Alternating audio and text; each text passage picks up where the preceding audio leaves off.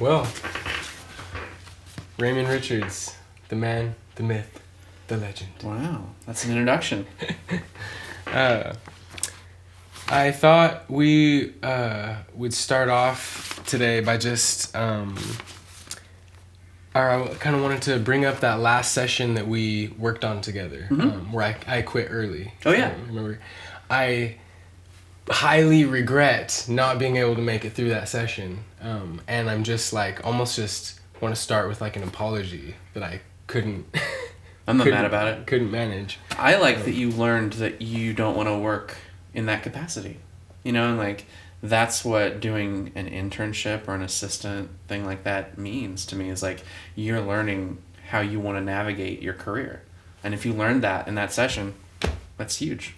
I just feel bad that it happened to have landed on one of your sessions, because like wasn't your fault or doing it at all. It just like I had been working, you know, all day every day for like a year, and it just happened to be that was the day where I like hit my wall, you know, and I was like, I can't come back anymore. We're good. But you know what I mean? I think that's like an interesting space to come in, because there's real feelings there, and it drives me to this idea of like how and when do you know how to interject with an artist when you're working because you have a lot of good creative ideas, I'm sure, but when you're producing, you don't want to step on someone's toes, you know, the whole thing. How do you navigate that space? Well, any bands that watch this will kind of be alert to this now, but I kind of like insert myself into the band in the pre-production stage, which I insist on doing if I can, which means I go and watch them play music in their home base, practice space, wherever they do it, and their power structure becomes really obvious really fast. And I offer something really small at first, like, hey, what would you guys think about maybe cutting the bridge in half? And if I get nothing but like, no, then I understand a little bit more about how I might insert myself in the future. And another great thing about pre-production is you get to hear them the way that they'll never get to hear them, and report back to them what you find. Like, if you see somebody playing a major 7 and this guy over here is playing the major chord, you can be like, do you guys know that you're doing that together? And if they do, that's great. If they don't, then you've helped them already. For sure. Do you ever find mid-session... like I find like sometimes somebody's really hard-headed, but mid-session they'll kind of like break in a way, and then you can offer a suggestion to kind of like open the space back up, and I feel like that maybe made me build trust through moments like that. Mm-hmm. In every band there's a dark cloud, whether they know it or not. And the sooner you can break through to that dark cloud, the better chance you have of helping them make something beautiful. And I have been the dark cloud in bands before, you know, like we all have For been. sure. We've been in enough bands. For sure. And the sooner you can turn that person's negative energy into something that feeds the creativity or the productivity of the band, the better. And I look at that as my job. You know, I identify what each person is very quickly. Like, this person is here because they want to learn how to play drums a little better, and they can't do it on their own. So they're just here for that. This person is here because they think they have a career in music. They probably do. I should foster that. And I keep track of people decades after I produce records with them, you know, and form lasting relationships and continue to help those people in any way I can because I believe in them. And I've also seen like 75% of the people I've produced fall off and do something else in either music or regular life. And I feel like probably in those moments, I mean, maybe I'm speaking for you, but it probably feels good to have at least made that moment what it was supposed to be, whether or not they became a rock star or not. Yeah, you know, it's like, and I'm not always successful at it, you know, like I do everything I can, but some people are just never going to be happy and it has nothing to do with me. And I had to learn that the real hard way. Like, there was a band called Honey that I poured every ounce of love into that I could. And I realized at some point that they were going to do things their way, whether I wanted them to let me into the process or not. I wanted to do lots of pre-production with them and like get everything ready and like figure out who we're going to use. They wanted to do things on the fly in the studio, and I maybe failed them in that regard. Like I'm not always as good at that as everyone else is. Like I can't offer like instant advice or thoughtful, really great ways to navigate a situation off the cuff all the time. I've gotten better at it, but that particular situation, we maybe had 3 or 4 songs that were just like home runs, but the rest of them, like, I feel like maybe they got away from me a little bit, but it's still a great record. Yeah, I think that what I noticed when I was in the studio with you was the way that you immediately took care of everybody, making sure everyone is good, getting the Palo Santo burning and the vibes right, and when we were working on that album, what was the woman's name? Sarah from Canada? Jody Glenham? Jody. Yeah. I'm sorry. Yeah, it's okay. So many people. Jody, that album specifically was really interesting because she already had conceived all the idea, but she was open to input from you as a producer. But I felt like obviously the album Mood Rock, so interesting, is very much about the mood. Like the space had to be just right, and I feel like a lot of times like people psych themselves out behind the mic and stuff. And for me, like you're saying, I discovered I don't like to work with people because like I don't have that comforting, nurturing thing. I'm like more drill sergeant about stuff. Mm-hmm. I'm like, "Whoa, you didn't practice," or like, "You're not ready," Yeah. But then that's a wasted opportunity, honestly. There's a place for that producer in the world too. Not everybody has to be a ooey gooey, I love you and you can do it, gals, a producer like I am. But that's what works for me. I've found that if I can make the artist feel as comfortable in the studio as they are in their house when they've created this, then I'm going to get what I want from them. That's what it feels like. Good. Honestly. Working with you in the studio, I was just like, it's just so comfy, Yeah. Almost like I need to remember I'm in a professional environment. I want you to forget that. I want there to be no clocks on the wall. I want there to be comfy rugs. I want there to be blankets and pillows. Everything that's just short of stopping workflow. So the reason why I wanted to do this interview with you first, and thanks for being my guinea pig, so to speak. It's an honor. I recognize you're well rooted on both sides of the glass, and that is a phrase that I'm lifting from Pensado's Place. Yeah. And I want to be good on both sides of the glass too, that's why I'm interested in that. And it's just I wonder, maybe I don't even have the right question, but what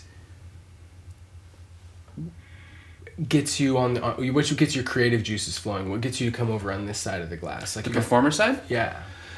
When I'm asked, or when I have an idea that I feel like I can realize quickly, or in a better way that suits the track a little better. Like obviously if there's a pedal steel part that's going to get played, it's going to be me.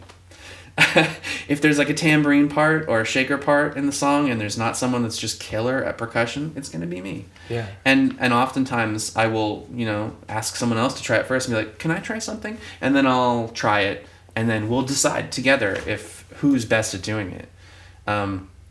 But I used to have this sign in my studio, my old studio, that said, "Know your strength, singular." And it's true because like everybody has something they can do really well because they spend a lot of time doing it. For you, it's probably saxophone and flute. Those are your strengths, and I recognize those immediately. And if you can recognize your strength and dwell in it, you're going to do a lot better than to try to do everything well. For sure. I think most people know that. For sure. Yeah. So let's talk about your ambient stuff. Okay. I really dug the vibe of The Lost Art of Wandering. I think the title's great. It's like exactly what I'm talking about, a few questions about it. One, did you record that on tape? No. Okay, I was wondering. Just like, not that I have anything to say about it, just wondering when I'm listening to it with my ears, I'm like, what am I hearing here? Are you hearing warmth? I think I was more wondering, like, how many takes were involved and stuff. A lot of that was recorded in my basement with a little Apogee quartet, DI. Because the owner of ESP Institute, which is the label that it came out on, asked me to do something really spacey. And then I'm like, I need more direction. And he gave me a lot more direction. Like, he earned himself the producer credit on that record, which is not something I like to give away. But I would send him little snippets of like what he was asking for. And he eventually honed in on this really specific guided sound. And I would have never gotten there if it weren't for him. And that's like the first time I've let somebody produce me. And I'm really glad, because I'm very proud of how it came out. Man, it's so cool. It's like, it's got a country vibe, but it's not like a southwestern country vibe. It's like mountains, green trees, like the gorge, you know. That's what I was channeling for sure. Yeah. And he came up with the title of the record too. He picked the artwork. It's so solid. There's so much of Andrew in that record, I can't believe it. Yeah, it's like, I think of him as like the co-creator of that for sure. And so, also on that same note, I really loved the session that we did with Jose and Adam from Morph Beats. Yeah, that was fun, man. And Scott Amendola was cool too, because I have one of his CDs that I've like listened to for years. You know, it's just kind of in my jazz rotation, and I didn't ever anticipate meeting him, and all of a sudden it's like, oh yeah, Scott Amendola on the drums here. I'm just like, what? Yeah, that's awesome. Man, I forget how many sessions we did together. That's great. That's great that you remember that one kindly. They were so focused on the vibe. Yeah, you know? It was all vibe. Well, and a lot of people could take that too far, be like, oh, vibe, yeah, this is the vibe, bro. You know, but it's like, these were professional vibe makers. Right. You know what I mean? These guys are serious about the space. And there was a lot of preparation, I think, too, because I noticed a few things. Like, Jose brought in this beautiful laid out chart of a really interesting scale. And I saw him kind of warming up with it. And I saw everyone else being like, oh, what's that you're doing? And he's like, didn't really say anything about it. He just kind of let everybody else follow him. And that's what makes Jose a great leader. You know, he does a little homework, and then he lets everyone else come into the creative process. And just his whole aesthetic is something I aspire to. You know, like, want to be more like Jose. Well, and the Deep Happening thing was so cool too. Getting to see you perform the Lost Art of Wandering stuff, because I'd never seen you perform before. Oh, cool. So that was, again, just talking about, you know, creating that space. And again, it was a pleasure for me to be able to do it, but it was just like, okay, look, we're here. There's literally this carved out space. A pool. And everyone's sitting around. No pressure. And make it up. Yeah. You know? I had to remind myself to breathe during that, because like a lot of that Lost Art of Wandering record was me trying to breathe with music. And when you get in a pool surrounded by people that love and care about you, no matter how supportive they are, I just start playing pedal steel really fast. And I had to be like, okay, Adam, he's the guy I was playing with, Adam Beam, my friend that plays drums and synthesizer sometimes. I'm like, we're just going to do this, we're going to breathe. And we just breathed together before we started playing. I don't know if you'll even remember that, but yeah, it's important to breathe. So what was the idea for naming each of the songs after a place? Well, what I was doing when I was writing those songs is I was like going back to times in my life where I felt my path changed or became richer. Denton, Texas was a place where I was on tour with a guy named Farabee Lionheart. We were playing shows all across America, and I realized that I don't have to live up to anybody else's expectations as long as I live up to mine. And that seems small, but I hadn't gotten there prior to that, so it was big for me. So I just went back to that space and tried to remember how that made me feel, and I tried to play that feeling on the pedal steel. And that sounds crazy when I say it, but that's what I was doing. No, I totally get it. and so that's like way different from what you do with Parson Redheads. Yeah.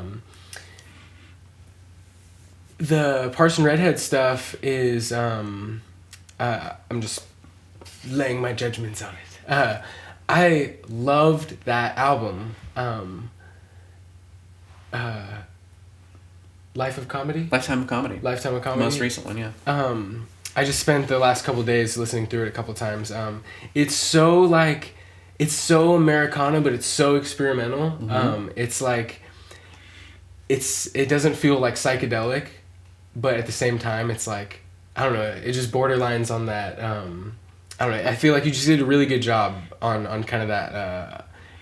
Almost like it had a kind of like a Fleet Foxes bend to it, you know. I don't know if that's too cliche to say. Those guys are all huge, but I'm not really familiar with their music, but I think I know what you're saying. That's the first time that Evan Way, the chief songwriter of that band, who I've been best friends with for almost 15 years, has said, "Hey everyone, be part of my process," which is big for him because he has a lot of control, and it's good. I like working in a band that has someone that is the dictator, but a benevolent dictator. You know, Absolutely. Like, I want you to do this on the song, I want you to do this on the song. And they know what they're talking about, and it gets done. It's great. I hate democracy bands. They're hard to work with, they're hard to be in. I totally feel you.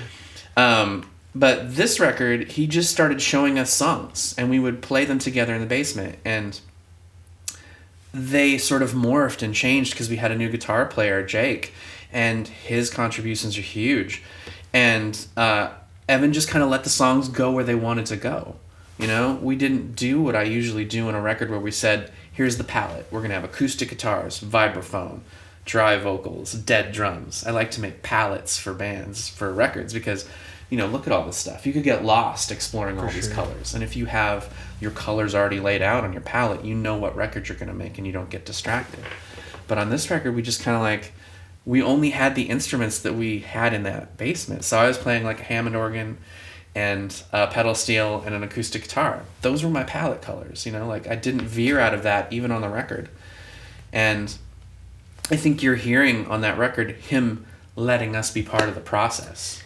Every song starts out and like halfway through goes It's true. Or like the way that the end of the title cut goes into the next cut with that extended organ thing, you know. It's just like very cool Thanks, album. We had a lot of time to work on that because that was 100% a coronavirus record. We cut the basic tracks for it with Brett, the drummer, here together in this room, which was just guitar, bass, drums, 2 1-inch 8-track tape, just because we wanted that sound. And then the rest of it was 100% done at like Fremont Recording on Savi Island or in my basement or at homes, you know? So we just had a luxury of time to just pour over it. Yeah, I wanted to ask you about how much of it, or if any, was done here, because I can hear the drums. I can hear this room. Definitely, yeah. But the organ wasn't done here. It was, yeah. Oh, okay. Yeah, we played Betty, Jim's organ, his B3 Hammond organ in here. And I was by myself. I'd play a little organ, be like, oh, that was terrible. Walk 15 feet back in, hit stop. Hit record, walk back 15 feet. I'm not a keyboard player. But that's what I do in this band now. It took me like an hour to get each track. But that's how I did all of Solar. Oh, man. All right here. It's agonizing, right? It was agonizing, but in the way that like I like am a little bit of a drill sergeant. Because like everyone's got their like music like muse, you know, so like my muse is actually abusive to me. Abusive Muse, there's a band name. Yeah, for sure. Lisa, punk rock. Yeah, sure. It could be anything. It'd be goth. Yeah, Abusive Muse. But I just feel like for that moment I was like, these are reps. You're doing reps. You're sweating, they don't feel good, but you walk your ass back in the fucking room and you hit record one more time. It's work, man. Yeah. I love recording with someone else in the room working Pro Tools because then I can just sink into creativity, you know, and just use that part of my brain because they're different parts. Like this part says, what would it be like if you explored a little bit more of a flowery passage on this bridge? And then there's like, it distorted in Pro Tools, must lower gain structure. Yes. But yeah, I mean, that's why I wanted to talk to you, man, is because you get both sides, you know? Oh, yeah, I live on both sides for sure. So, what's the future of performance look like for you? Well, my friend Megan, Diana, this person, and I have been doing little one-offs where we just tape things and stuff. We have a video coming out that we shot right here in a couple weeks. I'm playing with friends at really safe places, and like Evan of the Parson Redheads and I played a strum show the other day. Hopefully Oregon is locked down enough that like we'll get to play some shows this summer, even if they're all outside. For sure. But yeah, I miss it. I mean, I have this, so I'm not crying every day because I get to be here. But I do miss like going outside of my house more often and playing music with my friends because I love that interaction. Yeah, at least you can do it here, man. It's such a great space. Yeah. Let me see what other things I wrote down thinking of what I wanted to talk to you about. What's the studio called now? I think it's going to be called Red Rockets Glare. Okay. It just seems to make a lot of sense to me. You don't think anyone's going to get any weird jokes from that? I mean, if they want to live in that level of maturity, that's their choice. Okay. It's a play on the national anthem, but a nonconformist play because the national anthem is Rockets Red Glare, and this is Red Rockets Glare. That name came from my original studio, which was in a garage, and people would ask other people, "Hey, man, where are you making your new record?" And they'd be like, "Oh, Raymond Richards' garage." And so people started abbreviating it to RRG. Right. And I thought, you know what, we can do better with that than Raymond Richards' garage, because it makes it sound like I'm some doofus with a 4-track that's trying to make good records. But that's where it came from.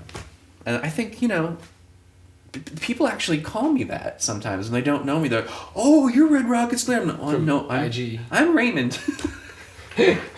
No, you're right. You're whatever your IG name is. It's right? kind of that, yeah. And I'm a little bit of a private person, so I don't have my name on Instagram. Yeah, that's smart. Yeah. Let me look and see what our time's like. Okay. Well, I got through all my notes, so let's wing it. Okay. I'm trying to think of like an old session that we used to work on together. We did the Ron Artiste session together, didn't we? Jeez, man, that was magical. That was great, right? And I keep up with Ron now. He calls me to do sessions. Like, I love that guy. He's man. wonderful. Another serious learning experience that I had here was working with Ron Artiste. When he first came in, I was like, who is this guy? He like knows everything. He's like, cause like, you know, you get these artists come in all the time who like know everything, you know, Sure. touching all the buttons and stuff. And I'm like, dude, you know, He's and sharp. Then I realized he knows exactly what the heck he's talking about, you know? Yeah, and he knows how to get there. And you know cause you know what I mean. You get these. I'll be playing with him live, and the live sound guy, right? At like with the Roseland or something, you know, and he'll be like, "Can you just dip the 3K in my, you know, vocal?" And the sound guy's back there pulling his hair out because he's like, "Who the hell are you?" You know, but he's like, he knows what he's talking about. He really does. He'll do it, and it's just like, shing, comes out of the speakers. I'm like, bro, you never know who you're dealing with. He's a master. You know. Yeah. I did a little research on him before we worked with him, and I'm glad I did, because I wouldn't have approached it the same way. I think the first thing we did together, like, he came in the studio, introduced himself, we got comfortable, and then he wanted to play a nylon acoustic guitar as quietly as I've ever heard one played, but he wanted a really big room sound off it, and you and I were like, I don't know how that's going to happen, because physics. Yeah. You know? But we made it happen, and yeah. I'm glad I did a little research beforehand, because like I wouldn't have been as patient, you know. But he's like that too with live gigs, and I love it too, because it's like this guy's grabbing the bull by the horns, you know. Like he'll be like, oh yeah, say we played at PDX Jazz Fest, and he's got 4 songs. Yeah. One of them has the whole string quartet. 2 of them is like the band. One of them's got me and Noah Simpson, and then maybe like Saida Wright comes up and sings on a song. You know, it's like, and the sound guys are like, ah! His ambition is hard to contain. But that 4 or 5 song moment is like church. Yeah. You know, yeah. I'm just like, give it to him, whatever he wants. Even when things are going wrong, he's the coolest guy I've ever met around. You know, like things went real wrong on our session because the board stopped working. He's like, yeah, man, I'm gonna go over here and talk to my child for a minute. You figure that out. He's like, how you doing, baby? He's just been through it all, you know? Yeah. So I was in Hawaii right before COVID hit. Thank God. And I'm pulling into this like state park, and I see this big mural. It says Ron Artis. I'm like, that's crazy. I was like, I know he's from Hawaii. I wonder if this is connected. And I think I sent him a picture, and he didn't like tell me what it was exactly, but he was like, oh yeah, you're like cool, you know. But I was like, I think his dad maybe painted it or something, because I knew he's named after his dad. Yeah, he's junior. So yeah, I was like, you know what I mean. But it's like his dad was a, you know, kind of big name on the island musician guy. So like, yeah, he probably painted that mural, you know. He probably did. It's crazy. So what do you think's gonna happen to Portland? You know, do you think all the venues are gonna be closed up? Or? I think the ones that have somehow figured out how to navigate this all will just bounce right back. Like Mississippi Studios. I mean, they're lucky. They have a really good burger stand attached to them. I worry about places like Turn. You know, like I haven't seen anybody there for a long time. And that's an important part of our musical scene. Like every time something really catastrophic happens in the world, new things sprout up. You know, like if a volcano destroys an island, within a few years, you'll see little sprouts come up. So I'm hopeful, For sure. But I'm really sad that all the trees got messed up and the volcano, you know? It's a good way to look at it, man. It's a good way to look at it. It's like a cycle. Man, well, thanks for doing this with me. It's an honor. I always like hanging out with you, man. Taking some time, and maybe we could do it again in like 6 months or something. I've been here. Check in with you. Yeah. Maybe then you'll be married. Maybe we'll be. I'm gonna invite you so you'll know. Really? Yeah. Can I bring a date? Dudes. Oh, please. Yes. Yeah. This is a story that long waited to be told.